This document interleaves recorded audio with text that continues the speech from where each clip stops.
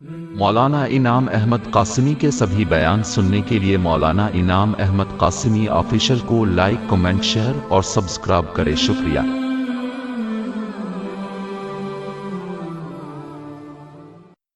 نحمد ونصلي على رسوله الكريم اما بعد۔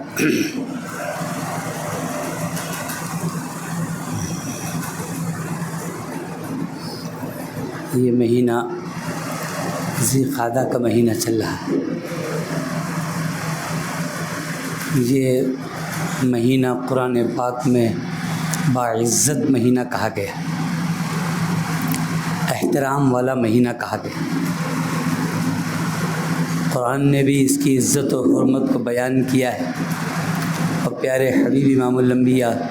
صلی اللہ علیہ وسلم نے بھی اس کی حرمت کو بیان فرمایا۔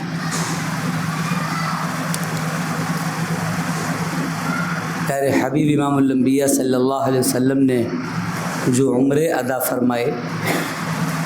وہ اسی مہینے میں ادا فرمائے، نہ رمضان میں، نہ محرم میں،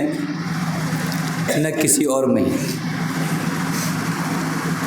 جب آپ نے عمرے کا ارادہ فرمایا اس مہینے کو منتخب فرمایا تاکہ امت کو پتہ چل جائے کہ امت اس مہینے کو خالی کا مہینہ کہے گی، محروم مہینہ کہے گی۔ کتنا بڑا جرم کرے گی کہ قرآن جس کو بھرا ہوا مہینہ کہے اور وہی قرآن کے ماننے والے اس کو خالی کا مہینہ کہے، کیونکہ قرآن پاک سے واسطہ نہیں رہ جائے، حدیثوں سے واسطہ نہیں رہ جائے، اس لیے جو سن لیں گے بس وہی کہیں۔ خالی سن لیا تو پھر خالی کا ہی مہینہ چلنا شروع ہو جائے۔ تو کتنے گھر ہیں جس میں اگر پوچھا جائے کون سا مہینہ چل رہا ہے، عورتیں برجستہ خالی کا مہینہ کہتی ہیں۔ اس لیے اس جملے کو اپنے گھروں سے نکالنا چاہیے۔ بھرا ہوا مہینہ ہے عزتوں سے، حرمتوں سے، برکتوں سے۔ اس مہینے میں لوگ نکاح نہیں کرتے، شادیاں نہیں کرتے، وہ محروم ہو جاتے ہیں، قرآن پاک کی بتائی ہوئی باتوں سے محروم ہو جاتے ہیں۔ کہتے ہیں کہ صاحب یہ خالی کا مہینہ ہے، اس میں شادی نہیں۔ اسی لیے وہ شادیاں ان کے لیے وبال جان بنتی، تباہی کا ذریعہ بنتی۔ یہ مہینہ ہمیشہ قرآن پاک کے بتائے ہوئے حکم کے مطابق اس کو عزتوں اور حرمتوں والا مہینہ، عظمتوں والا مہینہ کہنا چاہیے۔ حج کا مہینہ یہی کہلاتا ہے۔ حاجی لوگ اسی مہینے میں روانہ ہوتے ہیں۔ اتنے بڑے فرض کو ادا کرنے کے لیے سفر اسی مہینے میں ہوتا ہے، تو اس سے بڑا مہینہ کون سا ہو؟ جن لوگوں کو قربانی کرنی ہوتی ہے وہ انتظام اسی مہینے میں کرتے ہیں، اسی مہینے میں بھاگا دوڑی کرتے ہیں، اسی مہینے میں پلان بناتے ہیں، اسی مہینے میں جانوروں کو خریدنے کے بارے میں آگے پیچھے سفر کرتے ہیں، اور اس کو آدمی خالی کا مہینہ کہے۔ اس مہینے کے اندر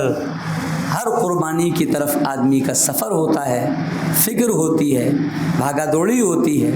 اور ان چیزوں کا خیال کیا جاتا ہے۔ اس مہینے میں قربانی کے بارے میں فکر کرنا یہ ایمان والے کے اندر کا جذبے کی عکاسی ہے۔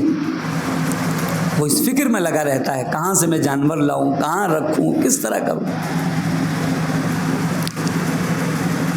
جو لوگ قربانی کرنا چاہتے ہیں اور اللہ کی راہ میں ان کا خرچ کرنے کا مزاج بنا ہوا ہے، بہانے، ہیلے، حجت نہیں کیا کرتے، وہ اس کے لیے اللہ ان کے لیے راستے آسان کرتا ہے۔ مظفر نگر کے علاقے میں ایک صاحب وہ قربانی بھی کرتے ہیں ویسے بھی صدقہ کرتے ہیں، مدرسوں میں جا کر جب چندہ دیتے ہیں 500 کا نوٹ نکال کے دے۔ تو لوگوں نے کہا کہ یہ تو نگر پالیکا کا ایک صفائی کا ملازم ہے، اس کی تنخواہ تھوڑی سی ہے، اس میں گھر کا خرچہ چلانا مشکل ہے، اور یہ 500 سے نیچے صدقہ ہی نہیں کرتا، قربانی بھی کرتا ہے، لگتا ہے اس کی نمبر 2 کی آمد، کوئی اور دھندا کرتا ہے۔ کیونکہ ہماری ذہنوں میں گندگی بھری ہوئی ہے تو ہر چیز کو ہم گندی نگاہ سے ہی دیکھتے ہیں، اچھی نگاہیں تو اٹھتی نہیں ہماری۔ لہذا فیصلہ کر دیا کہ یہ تو کوئی نمبر 2 کی آمدنی والا ہی کر سکتا ہے، اس کی تو آمدنی اتنی ہے ہی۔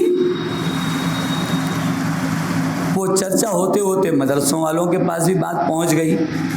وہ آئے اور انہوں نے 500 کا نوٹ نکالا، انہوں نے کہا بھائی 500 کا نوٹ جب لیں گے جب آپ یہ بتائیں آپ کی آمدنی کیا ہے۔ کہ بھائی آمدنی تو آپ جانتے ہیں، میں نگر پالیکا کا ملازم، کتنی تنخواہ ملتی ہے اتنی، گھر کا خرچہ کہ ہاں الحمدللہ چل جاتا، تو گھر کا خرچہ تو اس میں بڑی مشکل سے چلتا ہوگا، یہ 500 روپے صدقہ کہاں سے کرتے ہو، کہ کہاں سے روپیے لاتے، کہ آپ کو اس سے کیا مطلب، آپ رسید کاٹیے اور اپنا کام، کہ نہیں آج تو ہم جب ہی لیں گے جب آپ ہم کو بتائیں، ورنہ ہم نہیں لیں۔ کیونکہ لوگ آ کر کے الٹی سیدھی باتیں کرتے ہیں، ان کو جواب بھی دینا ہے، ان کا کوئی جواب دینے کی ضرورت نہیں ہے، جو کرے گا وہ اپنا بھگتے گا، جو کہے گا وہ اپنی سزا پائے گا، ہم کو صفائی دینے کی ضرورت نہیں، ہمارا کام ہم کر رہے ہیں، ان کو ان کا کام کرنے۔ ان کا نہیں آج تو جب ہی رسید کاٹیں گے جب آپ بتائیں، کیونکہ آپ میرا راز کیوں کھلوانا چاہتے ہیں، تو کہ نہیں آج تو نہیں کٹے گی، انہوں نے کہا جب صدقہ نہیں کریں تو اچھا یہ بتائیے آپ کسی کو بتائیں گے تو نہیں، کہ ہاں کسی کو نہیں بتائیں، یہ وعدہ ہے کہ وعدہ کہ یقیناً میری آمدنی تو اتنی ہی ہے کہ اس سے گھر کا خرچہ ہی مشکل سے چل پاتا ہے، لیکن جب صدقے کی فضیلت سنتا ہوں، جب قربانی کی فضیلت سنتا ہوں، اور جب یہ ساری چیزیں سنتا ہوں تو دل مچلنے لگا کہ آخر میں اس کام کو کیسے انجام دے سکتا ہوں، میں کیسے یہ کام کر سکتا ہوں، تنخواہ تو میری کم، گھر کا خرچہ چل جائے یہی بڑی بات۔ تو میں نے بیوی سے مشورہ کیا، میں نے کہا دیکھو رات تو تمہاری ہے، تمہارا حق ہے، لوگ یہ بھی نہیں جانتے کہ رات کس کا حق ہے، شادی ہونے کے بعد وہ محلوں میں بیٹھ کر آدھی رات بتا دیتے، جس نے دن بھر کام کیا ہے تھک ہار کے چور ہو گئی ہے، وہ آپ کے آنے کے انتظار میں ہے، آپ محلے میں بیٹھے ہو، یار دوستوں میں بیٹھے ہو، یہ حق تلفی ہے۔ یہاں تک فرمایا ماں کی خدمت دن میں کرو، رات بیوی کا حق ہے، رات میں نہیں کہ آپ ماں کے پاس 1 بجے تک بیٹھے رہ جائیں، بیوی بچے آپ کا انتظار کرتے رہ جائیں، ان کو صبح اٹھ کے پھر کام کرنا ہے، آپ کے لیے کتنی رات جاگے گی، کیسا اسلام ہے، کتنے شاندار احکامات۔ تو اس نے اپنی بیوی سے کہا رات تو تمہارا حق ہے، میں چاہتا ہوں کہ آدھی رات تم اپنا حق چھوڑ دو، تو میں ایک کام کروں گا، کیا کریں گے، کہ میں یہ کروں گا کہ منہ پہ تو رومال باندھ لوں گا، کوئی مجھے پہچان نہیں پائے گا، رات کو رکشہ چلا لو، اور رکشہ چلاؤں گا صرف اس لیے کہ جتنی آمدنی ہوگی اس کو صدقہ کیا کرو، تاکہ مجھے یہ قربانی کرنے کا، صدقہ کرنے کے ثواب سے ہم تم محروم نہ رہ جائیں۔ تم آدھی رات کا اپنا حق معاف کرو گی، اس میں تم بھی شیئر تمہارا رہے گا، تم اس ثواب میں شریک رہو۔ بیوی نے کہا ٹھیک ہے، میں آدھی رات کا حق معاف کرتی ہوں، آپ کر لیں۔ تو رات کو میں رکشہ چلاتا ہوں اور اس کی جتنی آمدنی ہوتی ہے سب صدقہ کر دیتا ہوں، 1 روپیہ بھی اس کا گھر میں استعمال نہیں کرتا۔ کیسے لوگ، ہم تو چاہتے ہیں کوئی ایڈ آ جائے کہ گھر بیٹھے 10,000 کماؤ، تو سب سے پہلے کلک اسی کو کریں گے، گھر بیٹھے مل جائے اس سے اچھی کون سی بات۔ محنت تو ہمارے اوپر تو اٹھتی چلی ہے، محنت کا مزاج ہی ختم ہوتا جائے، خون پسینے کی آمدنی میں برکت ہوتی ہے، اور گھر بیٹھے کی اس طریقے کی آمدنی میں جو بغیر محنت کے اکثر حصہ اس کا حرام ہوتا ہے، لیکن گھر بیٹھے کا لفظ مل جائے تو بس قربان ہو جاتے ہیں اس میں۔ چاہے وہ پیچھے حلال ہو حرام ہو کچھ بھی ہو، بس گھر بیٹھے مل جائے، یہ ہماری فکر بنتی چلی جا رہی ہے۔ تو صدقہ کہاں سے کرنے کی توفیق ہوگی، کہاں سے دینی مزاج بنے گا؟ پیارے حبیب امام الانبیاء صلی اللہ علیہ وسلم نے اپنے صحابہ کو یہی سکھایا، جب محنت کرو، خون پسینے کے ساتھ جو کام پیسے آتے ہیں اس میں برکت ہوتی ہے، اس کے اندر صدقہ کرنے کا مزاج بنتا ہے، اس سے نور پیدا ہوتا ہے، اس کھانے سے دل کا نور پیدا ہوتا ہے، آخرت بنتی ہے۔ یہ مزاج آج ختم ہوتا جا رہا ہے، آرام طلبی ہو گئی ہے کہ بیٹھے بیٹھے مل جائے، گھر بیٹھے میں ابا تو کما ہی رہے ہیں، جوان کی عمر اچھی خاصی ہو گئی، 20-25 سال کے ہو گئے، ابا کی کمائی سے خرچہ چل رہا ہے، گھر گئے یہاں بیٹھے وہاں بیٹھے، پھر آگے گھر میں بیٹھ گئے، کھانا تو مل ہی گا، مزاج ہی نہیں بن رہا کہ ہم محنت کریں۔ اب تک ابا نے کما کے کھلایا، اب ہم جوان ہو گئے، ابا کو کما کے لا کے دیں، اب ہماری ذمہ داری ہے، ہمارے کاندھوں پہ بوجھ ہے،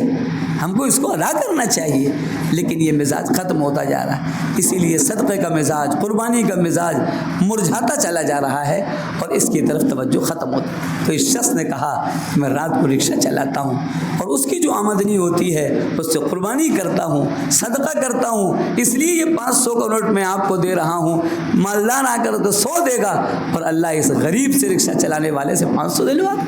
آخرت بنا رہا ہے، اس فکر میں لگا ہوا ہے کہ آخر میں کیسے زیادہ سے زیادہ صدقہ کر سکتا ہوں اور آخرت کما سکتا ہوں۔ یہ مزاج جب بنتا ہے تو پیارے حبیب امام الانبیاء صلی اللہ علیہ وسلم کا مزاج آتا ہے۔ حضرت عمر رضی اللہ تعالیٰ عنہ جو کی روٹی نمک کے پانی میں ڈال کر کھا رہے تھے، حضرت حفصہ رضی اللہ تعالیٰ عنہ نے دیکھا، جو اللہ کے حبیب کی بیوی رہ چکی ہیں، حضرت عمر کی بیٹی ہیں، ابا بڑھاپا آ گیا ہے، آپ تھوڑا کچھ مغزیات کھا لیا کیجئے، آپ اتنے بڑے ملک کا کام دیکھتے ہیں، رات دن محنت کرتے ہیں، نہ رات میں سوتے ہیں نہ دن میں سوتے ہیں، آپ کے سفر در سفر رہتے ہیں، کچھ تو طاقت کی چیزیں کھا لیجئے۔ عمر رضی اللہ عنہ سوال فرمائے، حفصہ تم تو پیارے حبیب کے گھر میں رہی ہو اور مہینوں نہیں برسوں رہی ہو، یہ بتاؤ پیارے حبیب کیا کھاتے تھے، پیارے حبیب کا کھانا کیسا تھا، وہ کس طرح آرام کرتے تھے، کیا وہ بھی ایسے ہی سویا کرتے تھے؟ ایک مرتبہ کمبل کو ڈبل کر دیا تو فرمایا کہ نیند صبح اٹھنے میں دقت ہوئی، پریشانی ہوئی، تم نے میرے بستر میں کیا کر دیا تھا؟ معلوم ہوا کہ صرف بستر کے کمبل کو ڈبل کر دیا تھا، اس کو اکہرا کرو، صبح اٹھنے میں دقت ہو رہی ہے، آرام ذرا سا مل گیا۔